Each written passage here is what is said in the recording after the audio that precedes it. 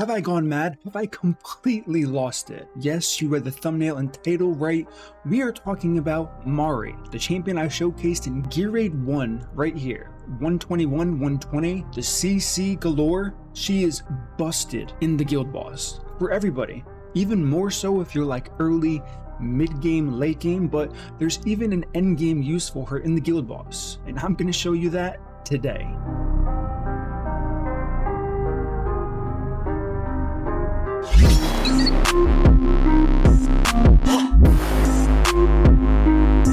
What up, team? It is Murdering with a Watcher of Realms video. Now, we're going to be talking about Marri in the guild boss. Yes, I mean, I can't even believe I'm saying it, but this, we all know that she's one of the few, I guess, heroes with an animation when you summon her. And a lot of people are disappointed when they get her because they're like, she's okay, not that special. She has great CC use for sure, but what is this about guild boss? What makes her so strong?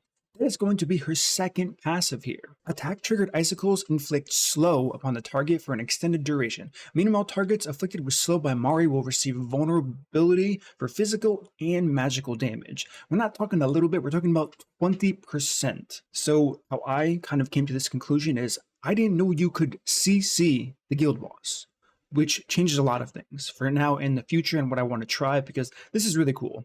I didn't know this because it didn't make sense to try any type of CC in the guild boss until Hex came out. Hex has one of his cards that has the chance to slow, and I saw this and I said, wait, the boss is slowed, which means any champion that benefits from a slow can work with the guild boss. So we went to Marri. How does the attack triggered icicle happen? Let's go to the A1.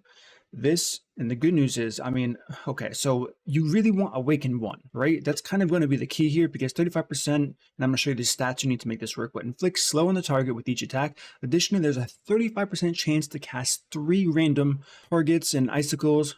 Of course, it's all going to the same target, so that's easy. Restores 6 rage, we don't care about any of that. So I'm going to show you the artifact that I prefer on this. You don't really need this. You can kind of use any artifact you want, but this is all I could think of that would have the highest benefit. You're not trying to do damage with Marri. You can if you want to, and you want to go with a Tear of Starlight if you have it. Skull of Desecration. I don't know if she scales with AoE damage, but she does scale with AoE damage, but we're not using her ultimate, so I'm not sure what type of damage her A1 is. It's like she's so old, we can't really see it, so I'm not too sure about using the Skull of Desecration. If you want to be safe, you can go with Ajax Rage, but again, we're not focusing on crit rate, so if you want to just run her with, this doesn't matter, this doesn't matter. There is one like orb that I can think of that gives like increased attack, whatever, that's legendary. Use that if you want to, but we're going to talk about the gear now, because this is really important here.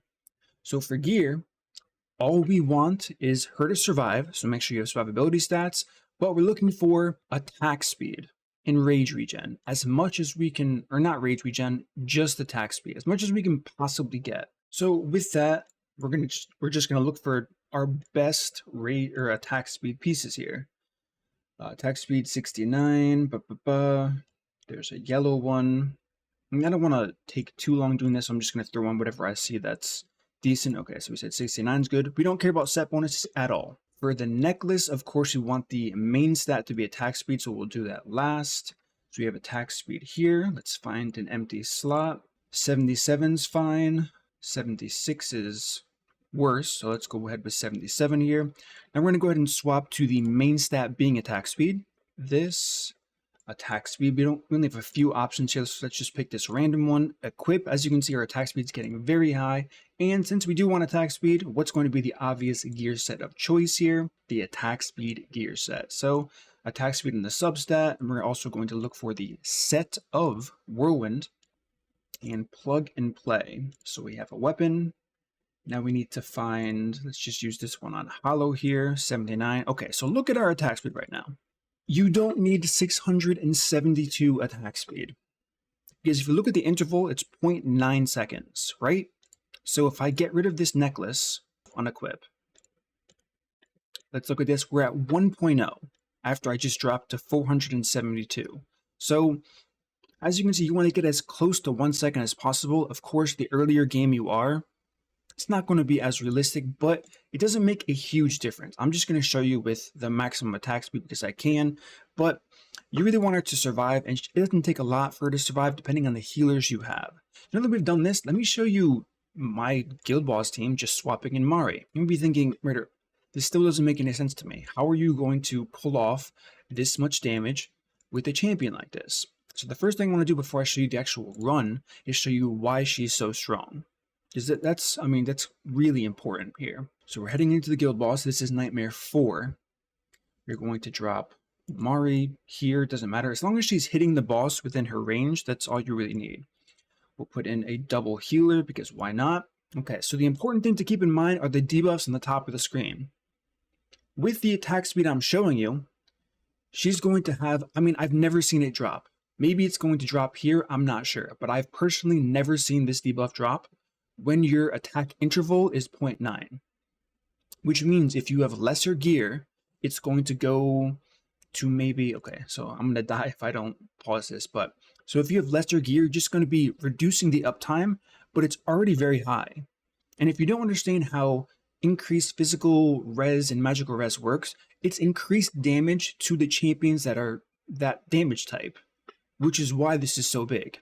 So adding a champion like this, even though you're going to see in the run I'm going to do momentarily that she's not going to do like any damage, but that's fine. We don't care if she's doing any damage. We're here to have her boost my other characters. You know, in my specific team, she loses a little bit of value, not a ton, but a little bit of value because I already have Valeria who applies the physical whatever. So we didn't proc Invigoration on Hex, so Hex is going to be doing less damage than we would like to, but whatever, who cares? So we do this, we add in Marri here, we let it go. We let it go. Now, important note number 2, do not use Mari's ultimate ever. We want her using her basic attack all the time. If you ultimate, you're going to lose uptime. Yes, you'll do a little bit more damage. I can't confirm this for like early game accounts, but we're on Nightmare 4, by the way. Look at our blood already. We are hitting very high peaks here very quickly. And yes, it can be kind of hard to juggle not clicking on Marri for her ultimate because we all want to click the flashing button. Let's be real here. We really all want to click this flashing button. So all of this is good. The run's going smooth. As we can see, we're almost at 20,000 blood with 3 minutes left. The damage is insane. Phenomenal, insane for sure here. So we're just going about our day, and I'm curious to see what the final number is going to be based on what my personal best is. Like I said, there's a bit of conflicting RNG with the champions I have here. We're going to see how good my proc rate is with Dolores. I did make a video for the guild boss if you're curious what I'm talking about. But all is well here. So let's do this. Hopefully Valeria doesn't die. I used her a bit late because I started late, but we will see. You know, she'll survive. Perfect. Okay, so we're getting, look at our damage. This gets me every time I look at it. This really does. And this is going to help tons of players because Marri is not a legendary. She's an epic. She's pretty common in the drop pool. All right, so we do this. Again, we're not touching Marri's ultimate. 42,000 blood with over a minute left. We're going to break the shield here. And we are just absolutely pumping. Pumping, pumping, pumping. Look at 1 key with a minute left. 1 key with a minute left. Now, my normal PR, personal record for the guild boss is 68,000. I already did a key today, but we can kind of see. And like I said, Hex does not have the invigoration buff.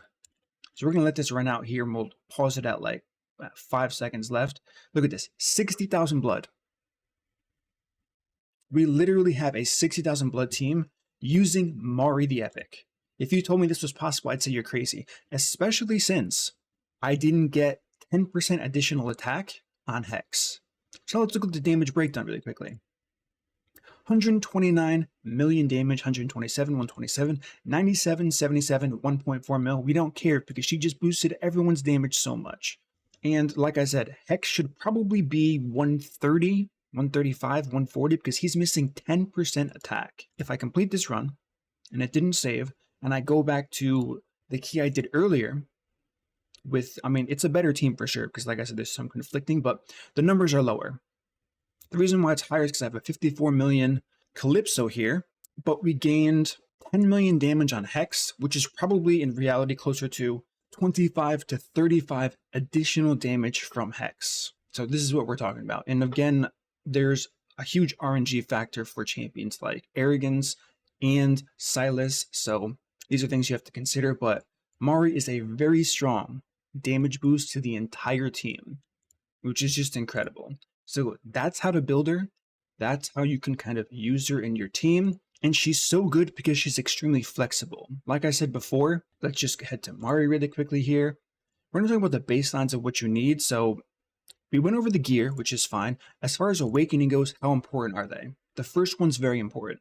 If you don't have this, your uptime is going to be a lot lower than normal, but it's still going to be fine because I know when you're early on to the game, depending on what champions you have, you may be struggling. You'll more than likely have a free spot to use her in. As far as this doesn't matter, revival time doesn't matter.